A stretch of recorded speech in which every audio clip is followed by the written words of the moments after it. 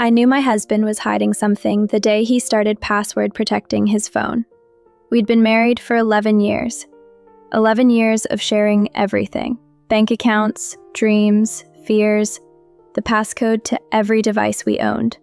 And then one Tuesday in March, I reached for his phone to check the weather while he was in the shower, and it asked me for a 6-digit code I didn't know. My stomach dropped, because I knew what that meant. Every woman knows what that means. The secret passwords, the late nights at work, the way he'd started dressing better, wearing cologne on random Wednesdays. The distraction, the distance, the way he'd look at me sometimes like he was seeing someone else entirely. My husband was having an affair. I was sure of it. What I didn't know, what I couldn't have possibly known, was that I was wrong. Completely, devastatingly wrong.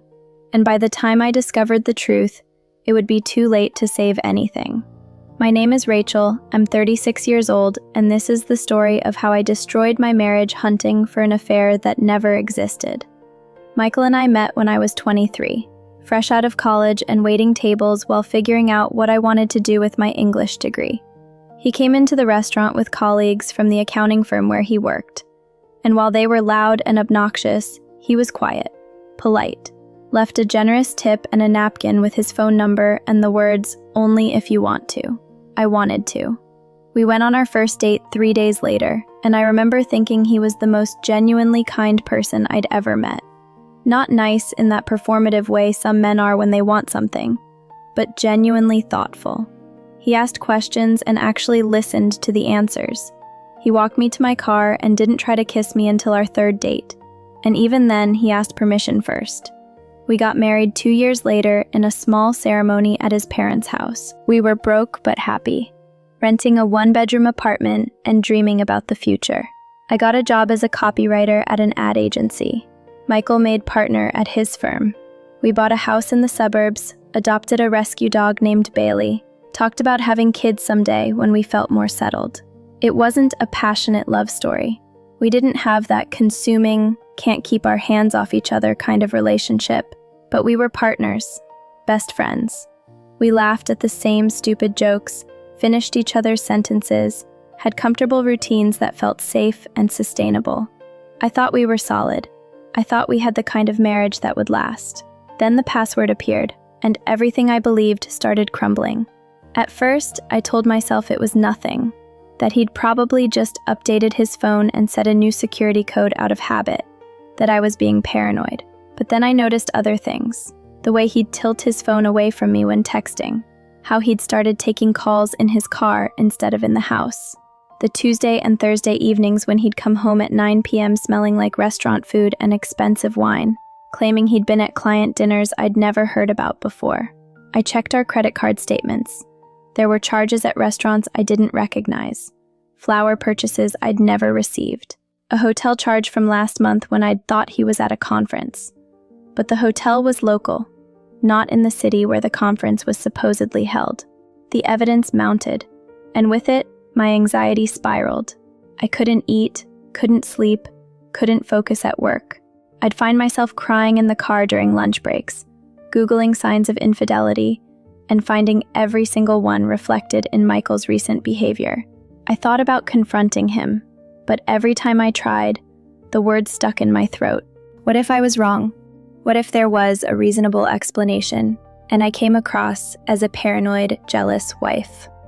Or worse, what if I was right, and confronting him would force us to deal with something I wasn't ready to face?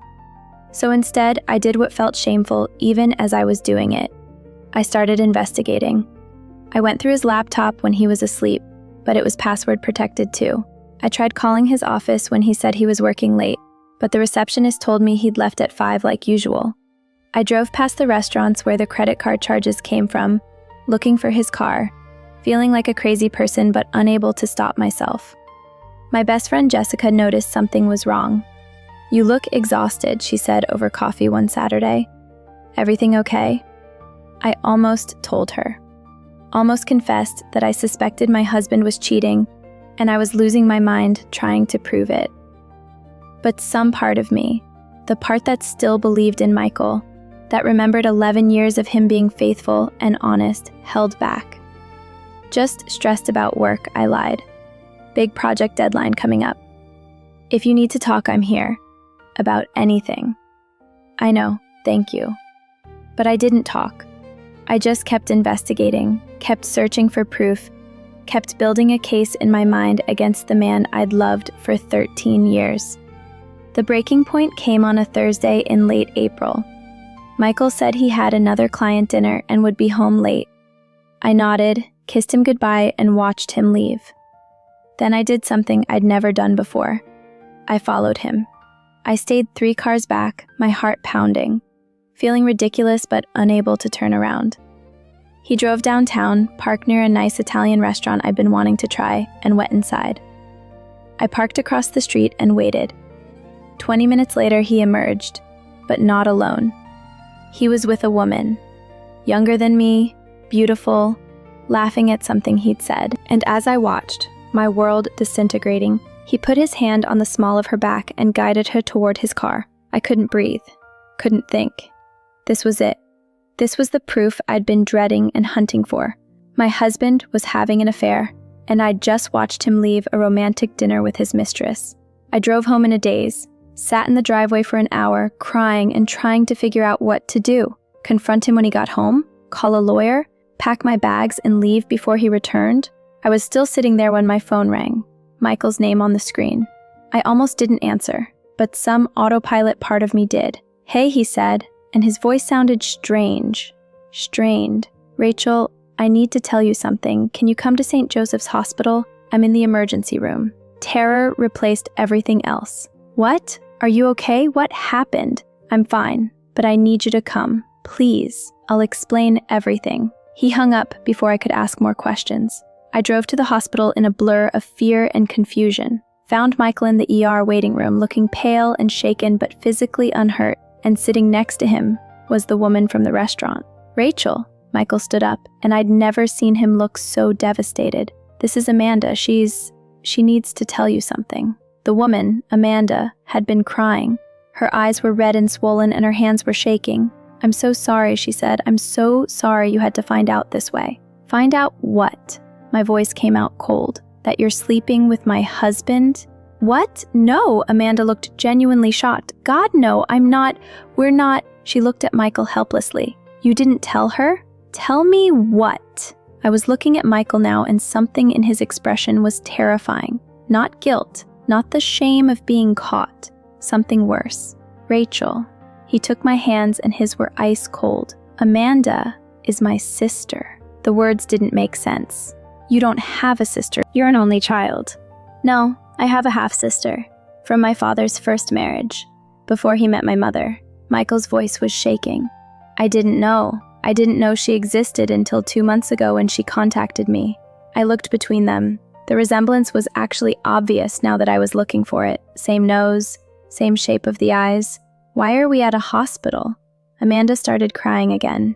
Michael closed his eyes briefly, then said, "Because my father is dying. He's upstairs right now. He has advanced pancreatic cancer, and the doctors say he has maybe a week left. That's what I've been hiding, Rachel, not an affair. My father is dying, and I've been trying to get to know my sister and help her through this, and figure out how to tell you about this whole other family I didn't know existed." The ER waiting room tilted. "Your father. But your father died when you were 12. That's what my mother told me, what she made me believe. But he didn't die. He left us. Started over with a new family in another state. And when he got sick, he asked Amanda to find me, to see if I'd come say goodbye before," Michael's voice cracked, "before it was too late." I couldn't process what I was hearing. "You've been lying to me for 2 months about where you've been going, who you've been with?" I wasn't ready to tell you. I was still trying to understand it myself. My whole childhood was built on the lie that my father was dead. Finding out he'd been alive this whole time, that he'd had this whole other family, that I had a sister. I didn't know how to deal with it. And then he got sick, and Amanda asked me to visit him in the hospital, and I didn't know how to tell you I was going to see the father who abandoned me. The father I was supposed to be grieving, but who'd actually just chosen a different family over us. "So you just lied? Made up client dinners? Password protected your phone?" I didn't want you to accidentally see something and find out before I was ready to explain. I know how it looks. I know what you must have been thinking. But Rachel, I swear to you, there's no affair. There's never been anyone but you. I've just been trying to process this massive betrayal by my parents while dealing with my father's death and getting to know the sister I never knew I had. Amanda touched my arm gently. It's my fault. I pushed him to keep it secret. I told him to wait until after it was over. I didn't want to complicate his marriage with my family's mess. But that was wrong. You deserved to know. I looked at Michael, really looked at him, and saw what I'd been too paranoid to see for weeks. The grief, the confusion, the exhaustion of carrying something enormous alone. Not guilt over an affair. Grief over a father who'd abandoned him and was now dying. Confusion over a sister he'd never known existed. Exhaustion from trying to process betrayal and loss simultaneously. Why didn't you tell me? My voice broke. Michael, we've been married for 11 years. Why couldn't you tell me your father was alive, that you found him? Because I was ashamed.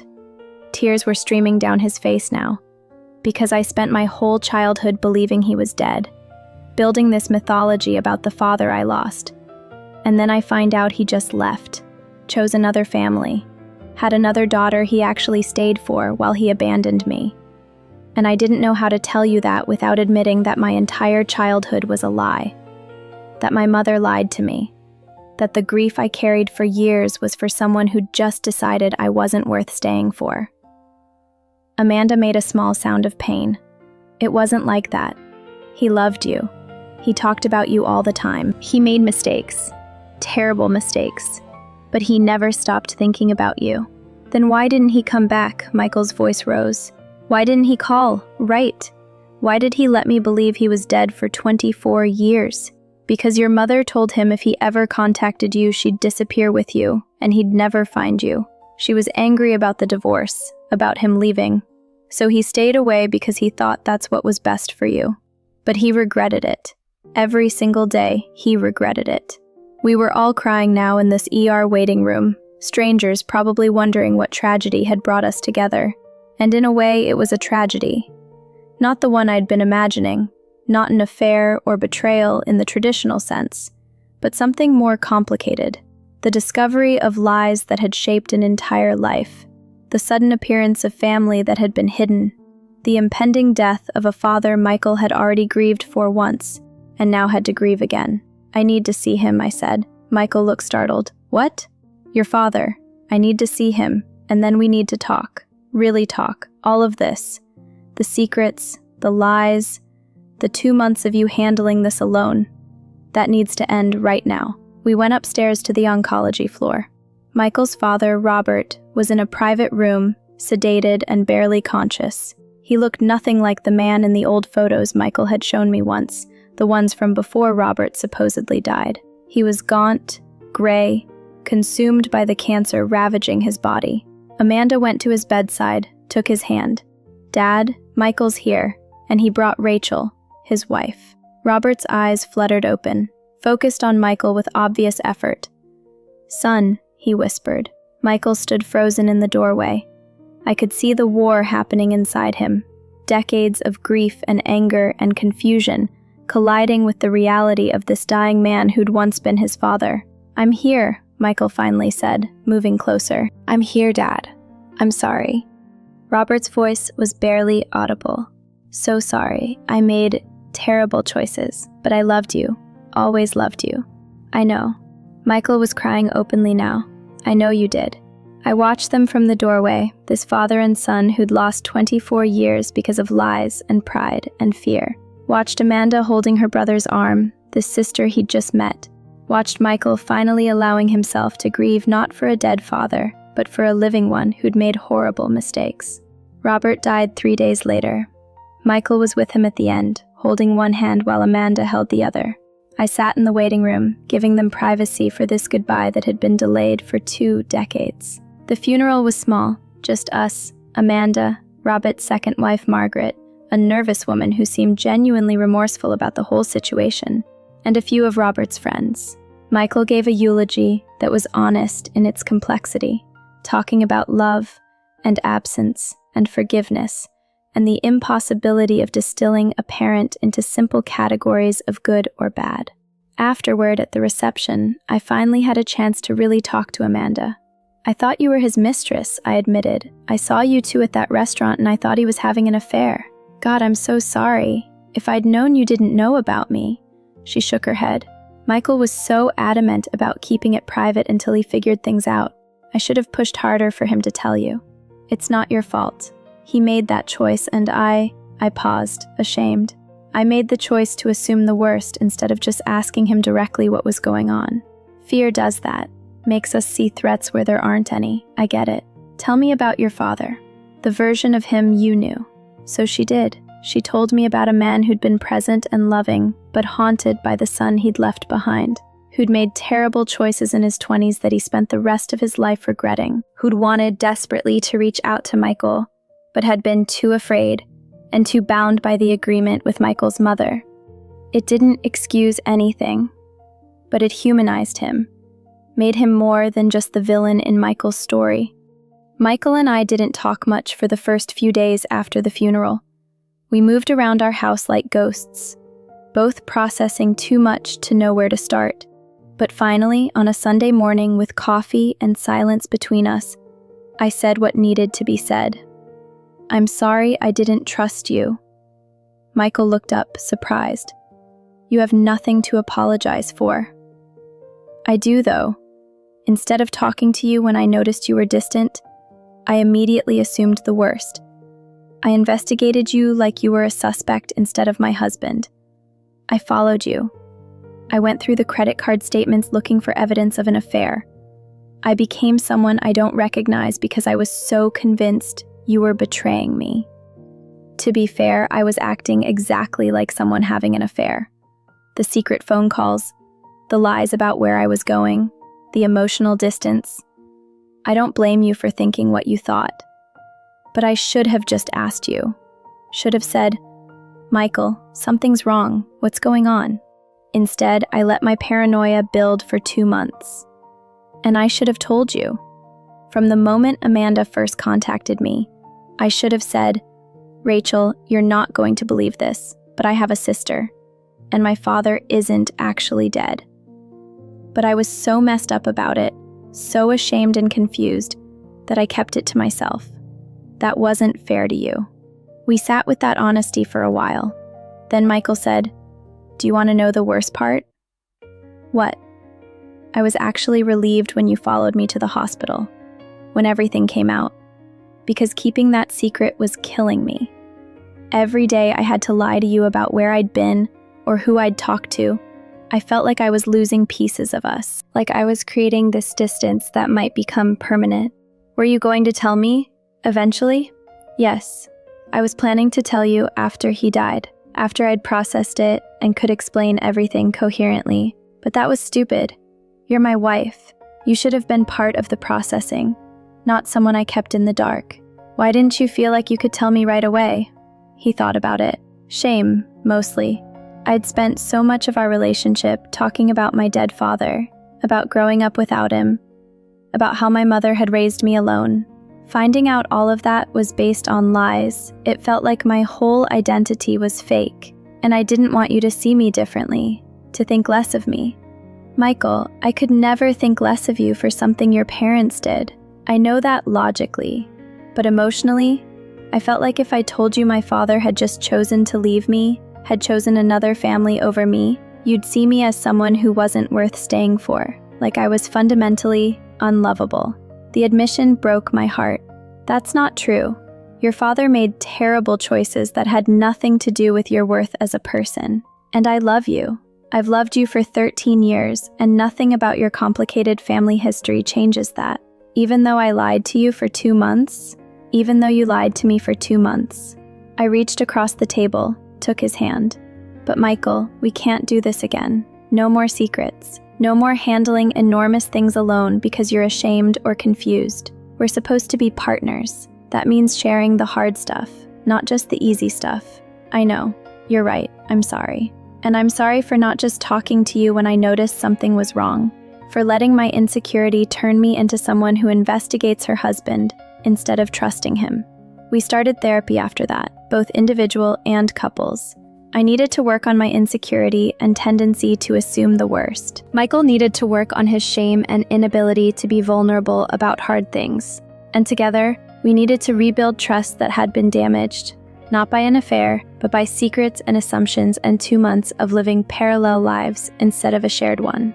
It wasn't easy. Some days I'd catch myself checking his phone location or looking at our credit card charges, the paranoia not fully gone. Some days he'd be distant and I'd immediately jump to the worst conclusion before catching myself. We had to actively work on communication, on vulnerability, on choosing to trust each other even when fear told us not to.